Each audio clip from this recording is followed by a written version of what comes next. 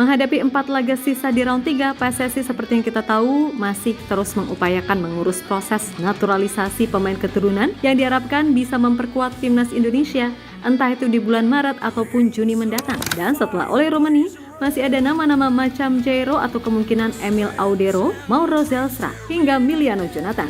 Yap, bisa dibilang dari nama-nama tadi, Jairo adalah yang peluangnya paling besar bisa dinaturalisasi dalam waktu dekat, mengingat berkasnya udah masuk dan tinggal dilengkapi. Walaupun juga pastinya itu nggak gampang, mengingat waktu yang terus berjalan. Nah, melihat situasi yang ada, Jairo sendiri dikabarkan cukup santai dan percaya kalau semuanya bakal bisa clear tepat waktu. Pokoknya yang penting bisa bela timnas Indonesia, entah itu Maret atau Juni nggak masalah. Intinya yang terpenting clear dulu. Nah, Jairo sendiri kabarnya juga akan membantu membujuk pemain diaspora lainnya untuk yakin membela Indonesia, yang mana salah satunya adalah Pascal Schreik, juniornya ketika masih sama-sama membela Ajax Amsterdam. Di sisi lain ada kabar menarik manakala Sandy Walsh serta Kelvin Verdonk, entah sengaja atau enggak, justru mengatakan hal yang mengejutkan, di mana selain berkaitan dengan pemain keturunan, ada pun juga berkaitan dengan rencana besar PSSI yang akan mengadakan uji coba dengan salah satu tim kuat Eropa selain Belanda. Fight for pride where legends are grown.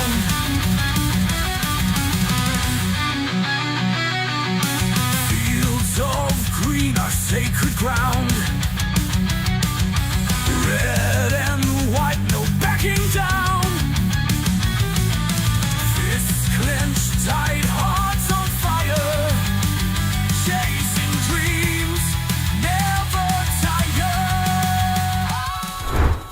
Peluang Indonesia untuk meraih hasil maksimal di sisa laga round 3 sejatinya sangatlah terbuka. Sebab dari 4 laga yang ada, 2 diantaranya akan dilakukan di kandang. Meskipun begitu, semua juga tahu kalau itu bukanlah sesuatu yang mudah. Karena di satu sisi, tim-tim pesaing pun juga pasti melakukan evaluasi.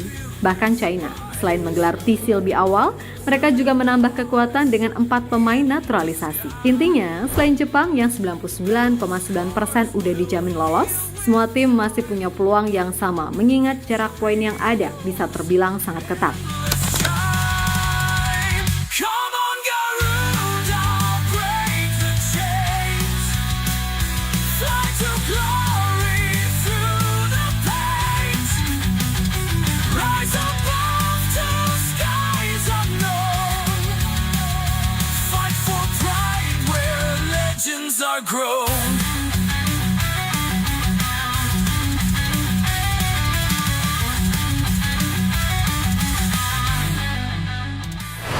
Yap, berbicara soal kekuatan, sebenarnya Indonesia punya keuntungan terutama untuk laga di bulan Maret mendatang. Australia yang akan jadi lawan pertama masih cukup mumet karena ditinggal 2 bek andalannya, yakni Harry Souttar dan Alessandro Circati lantaran cedera panjang. Dan Tony Popovic selaku pelatih mengaku masih terus berusaha mencari pengganti yang kualitasnya nggak begitu jauh dari mereka berdua. Masalahnya, stok bek bagus yang tersedia juga terbatas. Sehingga mau tak mau Popovic terpaksa harus bisa memaksimalkan pemain yang berkompetisi di liga domestik. Kemudian soal Bahrain, mereka saat ini cukup terganggu dengan isu soal pelatih mereka, Dragan Talajik, yang dirumorkan sedang didekati tim Saudi Pro League Al Ettifaq, di mana tim tersebut menganggap Talajik adalah sosok yang pas untuk mengisi posisi yang akan ditinggalkan oleh Steven Gerrard. Tentu saja melihat sikon yang ada, harusnya Indonesia mampu untuk memanfaatkannya. Terlebih Bahrain sendiri, sampai sekarang juga masih belum memberikan kepastian apakah mereka berani datang atau enggak ke Jakarta, kan gitu.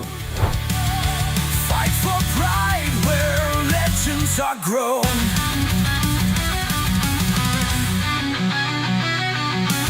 Fields of green are sacred ground. Red and white, no backing down.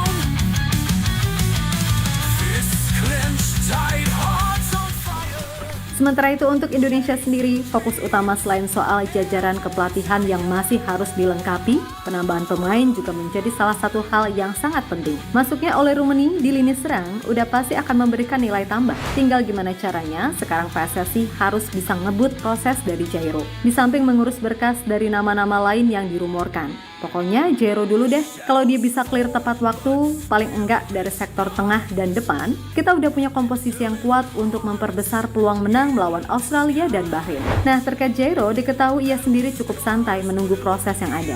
Entah bisa main Maret atau Juni, baginya yang penting adalah ia udah sah dulu jadi WNI. Walaupun pastinya secara hasrat Jairo ingin segera melakukan debut secepatnya. Dan Jairo sendiri kabarnya juga udah menghubungi beberapa pemain diaspora lainnya untuk yakin aja memilih Indonesia.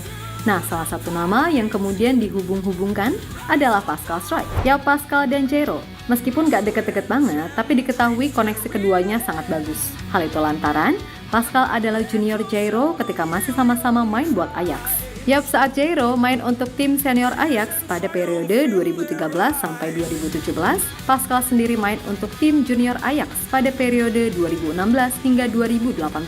Meskipun nggak pernah terlibat langsung saat pertandingan resmi, tapi Pascal beberapa kali juga pernah ikut latihan tim senior, sehingga sedikit banyak ia tahu soal sosok Jairo yang ketika itu juga masih sama-sama muda. Intinya, kalau Jairo sukses dinaturalisasi, ada kemungkinan Pascal Struijk juga akan ikut ke timnas Indonesia. Karena selain sulitnya persaingan di timnas Belanda, kondisi timnas Indonesia kini juga benar-benar punya potensi untuk menembus level yang lebih tinggi dengan pemain-pemain berpengalaman seperti Jesus, Kevin Dix, Martin Pas, Michel Kers, Elian Reinders, Ragnar Oratmangun, Sandy Walsh, Kelvin Verdonk, Tom Haye, bahkan Jordi Amat sekalipun. Belum lagi jajaran pelatih yang secara nama adalah legenda besar di sepak bola internasional, khususnya adalah Patrick Kluivert dan Gerald van den Berg.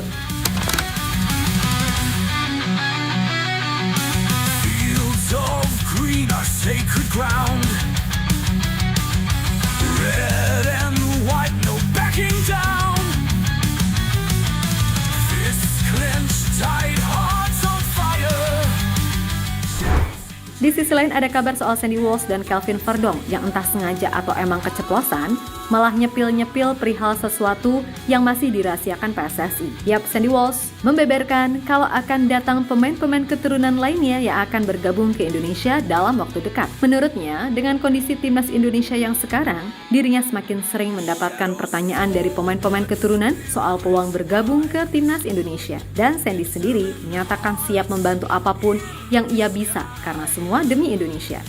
Jadi saya berharap kami mempertimbangkan pemain yang bersedia membantu kami dan berkontribusi dalam meningkatkan kualitas sepak bola Indonesia. Siapapun orang Indonesia dipersilahkan untuk bergabung dengan tim dan berjuang untuk mendapatkan tempatnya.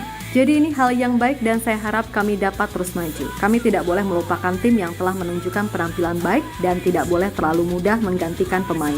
Menurut saya, prinsip ini harus dijaga. Namun saya percaya tim saat ini sudah sangat bagus dan memiliki potensi besar. Ucap Sandy kepada media Belgia sebagaimana dikutip dari Bola Sport. Kemudian Kelvin Verdonk, sama nih, entah keceplosan atau hanya sekedar basa-basi mengatakan jika rencana PSSI menyiapkan timnas Portugal sebagai lawan skuad Garuda di laga uji coba selain timnas Belanda. Ya, pesepak bola 27 tahun itu pun tentu sangat antusias jika timnas Indonesia mendapatkan kesempatan menghadapi tim kelas dunia seperti Portugal yang diperkuat Cristiano Ronaldo, Bruno Fernandes, Rafael Leo, hingga Ruben Dias. Selain itu, Kelvin juga bermimpi bila nantinya skuad Indonesia ini bisa full tim, maka ia berharap mendapatkan kesempatan untuk uji tanding melawan Belanda. Saya tidak tahu apakah saya mendapatkan izin untuk mengatakannya atau tidak.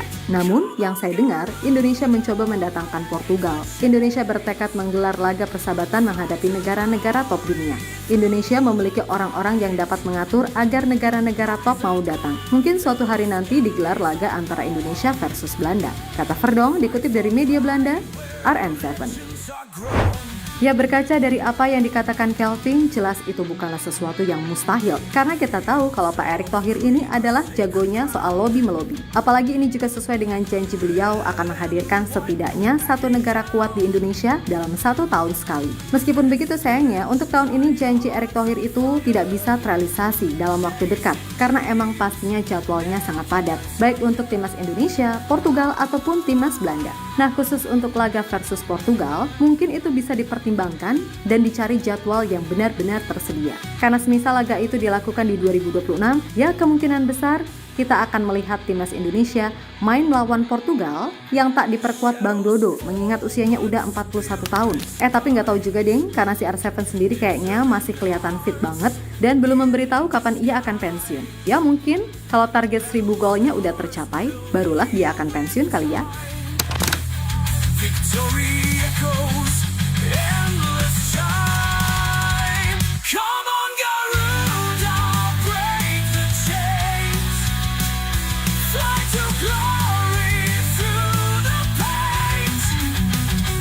Rise above to skies unknown. Fight for pride where legends are grown.